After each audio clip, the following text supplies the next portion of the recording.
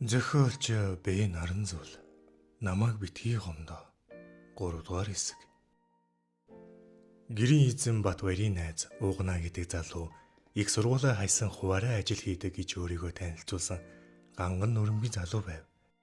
Тэрээр 3 өрөө байранд ганцаараа амьдардаг бөгөөд тэдний байр бараг орой бүрл хөл хөдөлгөөнд наргин цэнгэнтэй байх. Сүндрийг ормогц тэнд байсан залуус хүүхнүүд бүгд нүд унган зарим нэг залуу нь ээлтэй шүлэгдсэн харцаар ирээ цэргүү ширтэн. Батбаяр энэ залуустай сүүлийн үед нийлэх болсон бөгөөд Сүндрийг хараахан танилцуулж амжаагүй явсан билээ. 10 жилийн хөөрхөн охин хараад хөл нь хөнгөрсөн Уугана ундаа жихэр жимс зөөнгүйж Сүндрийн өмнө өрөөд манай баав чинь ямар хөөрхөн найз охинтой юм бэ? Өмнө даанч танилцуулдаггүй байсан юм. Ийм хөөрхөн болохоор нь л харамлаад байдаг байсан юм байна л та гэхэд Батбаяр их л дойдгоор. За юу гэж дээ анда? Боломж гараагүй л байхгүй юу? Манай Сүндэр хөөрхөн байгаа үсттэй. Намайг яаж тоосон юм гэдэл хүмүүс ярьдیں۔ Харин тийм байна. Муу андыг минь яаж тоосон юм гэхээр л дагна байна шүү. Сүндрээ, нэрлэхгүй идэж уугаарай. Хатуу юм ууж удсан биз дээ гэхэд Сүндэр. Үзэлгүй яах вэ те? Жаахан хүүхэд байгаа биш. Ингээд урдах хундагтай архийг авч ганцхан тонгоолгоод хөнтөрж орхив. Уугана жогтой энэгээд бусад руугаа нүд ирмэнд өгөхийг Сүндэр анзаарсан чгүй. Залуус шуугалдан хундаг тулхан ууцгааж хөгжмөө чангалан бүжиглэж зарим нь үнсэлцэн нил урцгаана. Уугана Сүндрийн хажуунаас холдохгүй байн арх пиваар шахсаар Сүндэр ч ээжтэйгээ айхтар юм болоод гарч ирсэн тул уур гомдолтой болоод хамаа намаагүй баруун солгоогүй ууж байлаа. Уг нь охин өмнө найзуудтайгаа хэд хэдэн удаа уухтаа өөрийгөө цэгнэнд харуулж уудаг байсан мөлий. Тиймдээ ч Батбаярын өвөрт орчголгүй өдий хүрсэн аж. Батбаяр ч нэлээд ууж бараг дасрах төгсөн амтан гулжигнан суух бөгөөд найз өхнийгөө яаж байна ийж байна гих анзаарах сөхөргүй болжээ. Өрөөгөр дүүрэн тамхины утаа суунаглаж хөгжим нүргэлэн хямбугаач манарч мансуурмаар. Охины утас холбогдохгүй хിവэрл шөнийн 2 цаг аль хэдийн болсон тул долцод санаа зовох уур хүрхэн давхцсан унтаж чадахгүй хөрвөх зур өнгөрсөн амьдралаа эргэцүүлэн бодно. Тэрээр хити хатуу чанга сэтгэлтэй хүнчгэлсэн өргөмөл ганц охиноо дотроо хайрладаг билээ. Харин ингэж бодох нэ хайраа ганц удаа ил гаргасан билүү гэд санаанд орох зүйл байсангүй.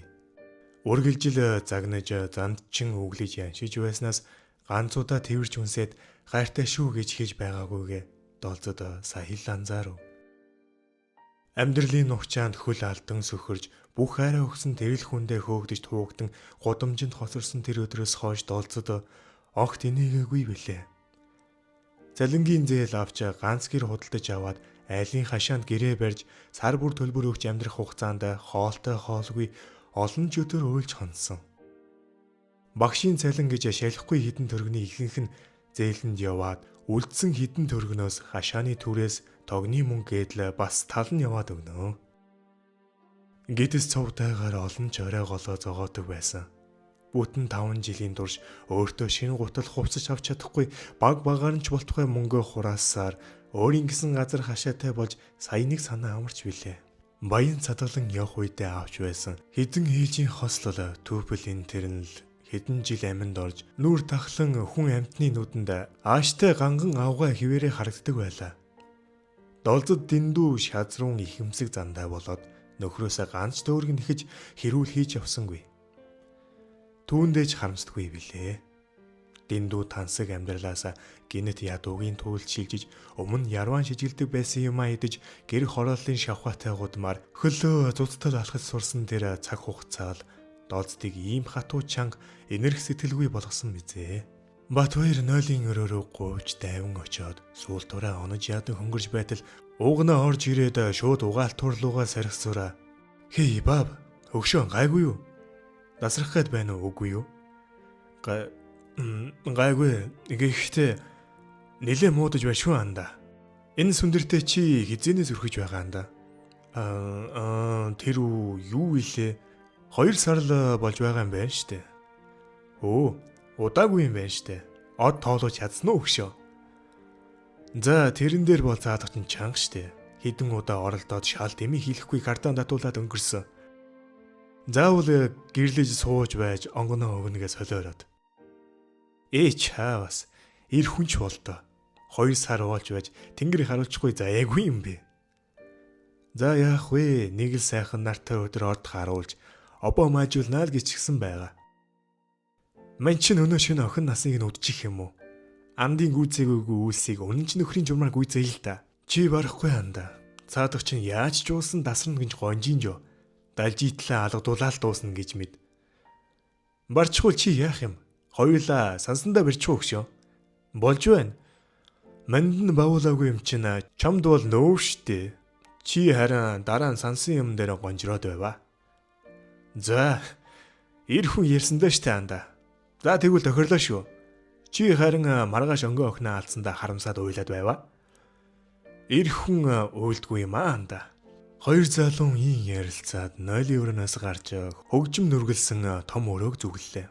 Өөр дөр нь мөрий тавьж байгааг төсөөлсөнчгүй сүн дээр пив шимэн суух зураа ээжигээ бодно сэтгэл нь нэмтэр сув.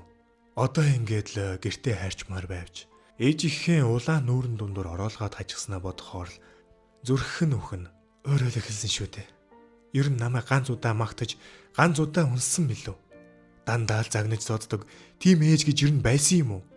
Мо ёдор авгаа гэж савхтуурхан бодоод уур нь хурж урдах шигтэй аригнаас өөртөө хундаглан ууж орхилоо. Батбаяр уугнаа хоёр масан линэн орж ирснэ. Сүндэрийн хоёр тал сууцгаан. Батбаяр нь охины хүзүүгээр твэрж авснаа уруул тарин шуналтай гихчин үнсв. Тэр хоёр удаан гихчин нэлууран үнсэлж иж Батбаяр албаар уугнаад харуулах гэж охины өгцөг гуй бэлхүүсийг базлан илж таална. Уугнаач тэр бүрийг нүд салгалгүй ширтэн хүсэл тажаалын гал дотор нь асахад эр хүн юм болоо энэ шин чамайгт химэн өөртөө амлаад эсэлгүй нөгөө хоёрыг салган сүндрийг татаж та хоёр одоо ямар нэлуу юм бэ? Хажууд хүн амьтнаа бодоход яадаг юм? За аль ууцгай химэн том хундагнуудыг дүүртэл салгиулан сархат хийж тулгацгаалаа. Батбаяр сүндэр хоёр тас өсөрж том өрөөний буудан дээр хурхиран унтна.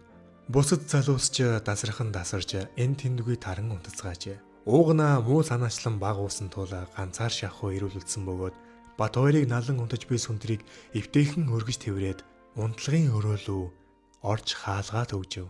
Аимшигтай өвдөл мэдрэгдэн салтаа сам залхнуу гэлтэй ботод сүндэр өөрийн ирэхгүй сэргэж юу болоод байгааг ойлгож ядан манарлаа. Хин нэгэн өөрийг нь хүнд биеэрээ дарж хөвтээд өөрийг нь эзэмдэж байгааг сая л ойлгосон охин мулдрахаар оролцсон ч ямар ч тэнхэл байсангүй. Сүндэр хашгирч орилсончгүй. Дэмийл сул нулимсаа асхан уруулаа зуусаар бузар ажлыг дуусгав. Уугнаа янцгалан босч гэрэл асаагаад нулимсандаа утгалдсан охины нүдэн дээр үнсэнгээ. Сайхан байлаа шүү. Баярлалаа хөөрхнө. Одоо битгий уйлаа. Чи миний найз охин болж болно шүү дээ. Гээд дарвайтал инээлээ. Сүндэр юуж дуурахыг хүссэнгүй. Хэнийгч буруутгалсангүй. Өөрөө л ийм зүйл рүү алхаж орж ирснээ бодохоор өөрийгөө хараан зүгсээр хэвтэнэ. Уугнаа том өрөө рүү очиж архинаас хунгалан уугаад хурхиран хэвтэх Батбаяр руу харж даапаалан инэв. Уугнаа хүү барна л гэсэн бол бардаг юм да гэж өөртөө хэлээд буцаад унтлагын өрөө рүү зүгэллээ. Шүнжин уугнаад нухалсан сүндэр өглөө босоод алхаж чадхааргүй болсон байлаа.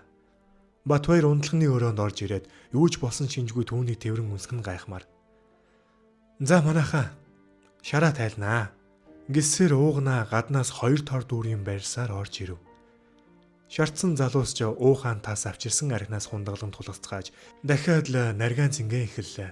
Орон дээр ярван суух сүндэр дээр уугнаа хундагтай арих лаз пив барьж очингуудаа духаннэр нь үнсэж үзэсгэлэн минь им хүн басны чинь төлөө тулгачих юм гээд гарт нь бариулав. Сүндэрт одоо амьдрал ямар ч удаггүй мэд санагдан яавал яг юу ч болсон хин тамаатай юм гэж бодоод нүдэн ханин хундгийг амдаа ойртууллаа. Охин нь маргааш нь ч гэртээ ирсэнгүй. Долзод цагдаад мэдэгдэг юм уу гэж бодоод гарахаар бэлдсэн байснаа ганц залгаад үзье гэж залгатал ашгүй дуудаж байв.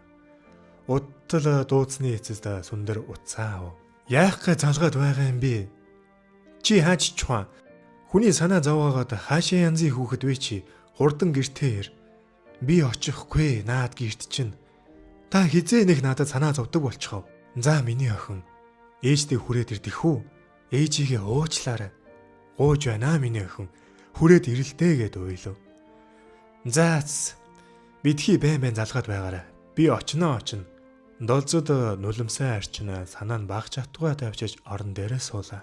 Сүндэр жаахан халамцуу тамхи байгуулан сууснаа харихаар шийдэж бостол хоёрын гартаа хундагтай харих барьсан Батбаяр урдуур нь хөндлөн зогсоод "Хүй хайраа. Хинтээ нуугаад хинтээ нуудгүй юм бэ? Алив нэг барьчих. Би одоо болсон харьлаа. За маяглаад байл та.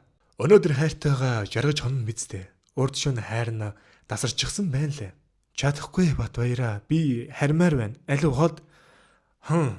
Яасан намайг голоод байна уу чи? Уугнагийн доор шүнжин гинсэн л гин. Өнөө шөнө намайг жаргаачхаад явал та. Чимүү битгий давраа таагаараа. Хоёулаа салъя. Баяртай. Одоо замаас зайл. Чам шиг чи одоо өөрийгөө юу гэж бодов? Салъя гэж хичээ. Муу яахан чин онгон биш болцоход үхсэндээ алцганаад байгаа гингүүт нь сүндэр түүнийг тас итэл алгадаж орхив. Батбаяр гундагтай архиа шидчихээд сүндэрийг үстэн чирсээр унтлагын өрөө рүү ороход тэр хоёрыг тоож байгаа ч хүн байсангүй. Уугнаал хайлт харснаа мушгилж инээгээд цааш харлаа.